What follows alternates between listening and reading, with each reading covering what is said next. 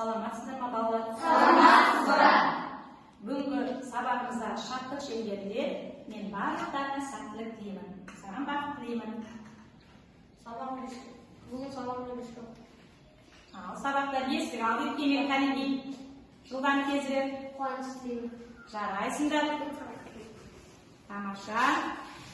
Бақыт тілеймін. Қанеке жылдамдатамыз тез. Жарайсың. Өрмекші торын оруға бәріміз қатысамыз, Сабағында бестік алдық бүгін. Жақсы. Қаны жылдамдатамыз тез. Қаны сұлтан ала ғой тез. Қазбектің тілегіне. Бақыт тілеймін. Жарайсың, тамаша. Сәттілік тілеймін. Жылдамдатамыз қаны балалар. Сәттілік. Зор денсаулық. Денсаулық тілеп жатыр кәдеге. Тілеймін. Ал Амеля сәттілік тіледі саған.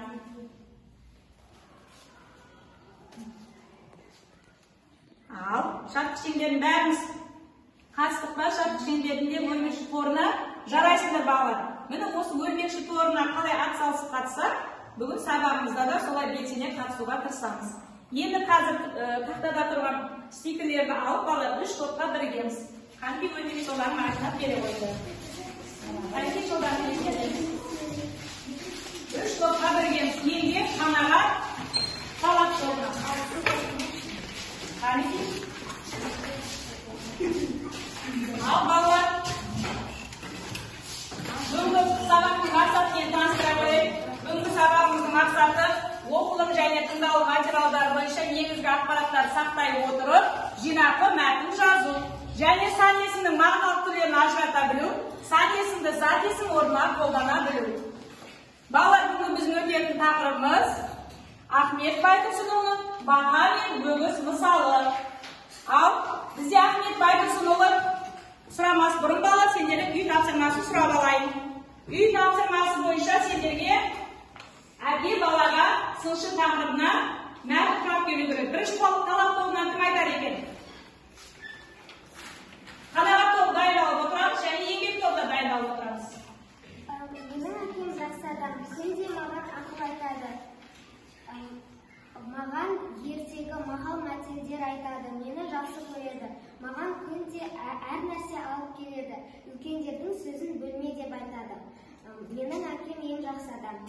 Жақсы. Қанағат тобынан? Әке балаға сыншы, әкем өте жақсы адам, ол маған үнемі үлкеннің жолын кеспейді. Ахмет Байтұрсынұлы. Үлкендермен сәлемдес деп жиі айтып отырады. Мен әкемнің тілін алып, үлкеннің жолын кеспеймін, үлкеннің сөзін бөлмеймін, үлкендермен сәлемдесемін. Өте жақсы, тамаша. Еңбек тобынан? Маған әкем үнемі ақыл айтады, үлкен сыйлы деп айтады. Мен әкемді өте жақсы адам. Дәл осындай мені жақсы адам болып өсуге тырысамын. Мені әкемді қатты жақсы көремін. Менің әкем өте жақсы. Ал балалар, сабақтың басында мен сендермен бүгінгі сабақтың критериймен танысып кетейін. Бүгін сабаққа белсене қатысып, 3 стикер алған оқушы үздік деген бағамен бағаланады. 2 стикер алған оқушы жақсы деген бағамен бағаланады. Ал 1 стикер алған оқушы орта деген бағамен бағаланады. Сол үшін сабаққа белсене қатысыңдар балалар. Ал енді Ахмет Байтұрсынұлы туралы кім ерледі екен? Қарақат? Ахмет Байтұрсынұлы ұлттың ұлы ұстазы. Жақсы. Ақын жазушы. Ақын жазушы өте жақсы. Ал Қанағат? Тілші. Жақсы. Ақын ауыз әдебиеті. Қандай? Ақын ауыз әдебиетінің үлгілерін жинаушы.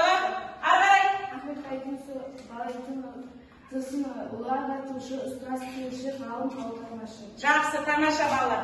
Енді қазір сендерге осы өгіз бен бақа мысалын тыңдатайын.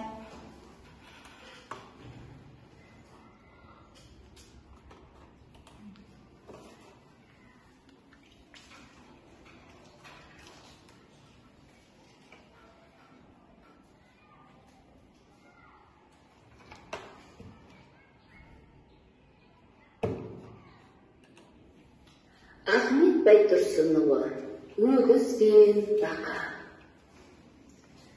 Бір өгіз айдын шалқар көлге келді, жағалап суатылар жерге келді. Шілденің сарша тамыз ыссы кезі, бек қатты қаны қашып шөлдеп еді. Су ішіп көлдің шықты жағасына, мал еді көз тоятын қарасына. Артықша бір көл бақа күншілеген, сол көлдің бақасының арасында. Өгізді суға тойған бақа көрді, секіріп көршісіне жетіп келді. Боламын, менде сонау өгіздей деп, жол тартып, ісі кеуіп қарнын керді. Сұрады жолдасынан, толдың ба деп, өгіздей анау тұрған болдың ба деп. Ал балалар, енді осы мәтін бойынша біз сендермен борт журналы бойынша жұмыс жасаймыз. Енді осы қазір сендердің алда тұрған мысалды оқып, сол мысал бойынша борт журналымен жұмыс жасайсыңдар. Берілген тақырып бойынша маған не белгілі? Мен не білдім? Жинақы мәтін жазамыз. Жинақы мәтін жазамыз. Қан дәптерге тез орындаймыз.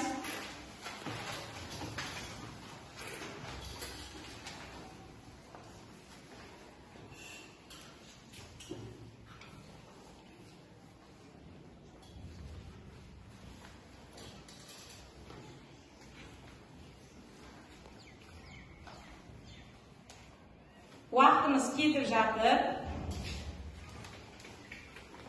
Жазып болдық па балалар? Ал талап болған. Айта ғой.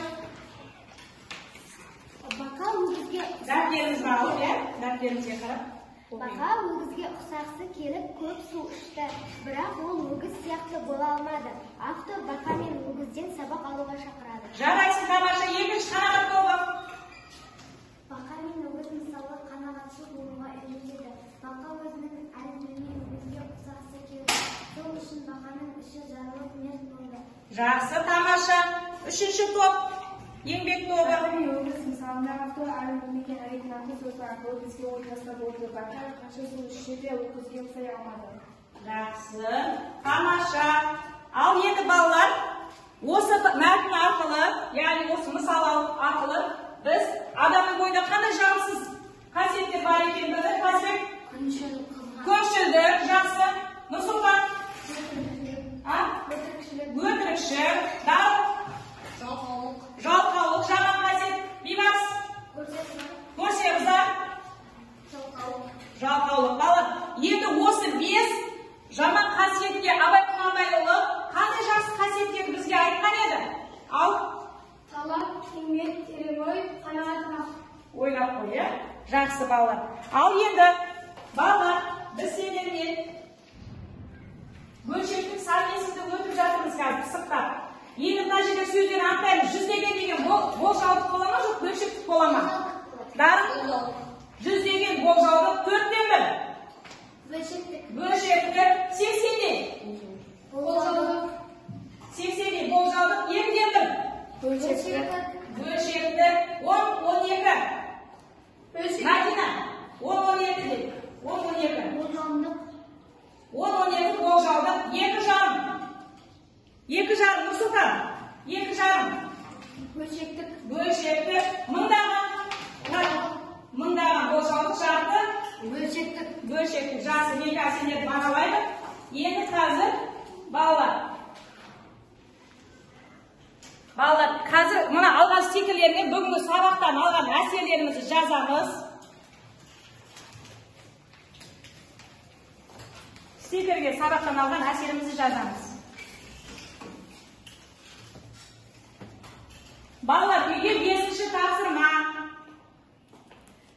Мақтаншақтық пен даңғойлықтың зияны туралы қанатты сөздер жинақтап, мағынасын түсіндіріп келесіңдер. Мен жаңа жауап берген оқушыларға сендер жас болғанша тез стикерлер тарата қояйын. Жақсы. Жас болған оқушылар, бізде білім қоржынына апарып жақсырамыз. Сен жауап берме, сен жауап берме. Қайдан жауап берме? Үйде жауап берме.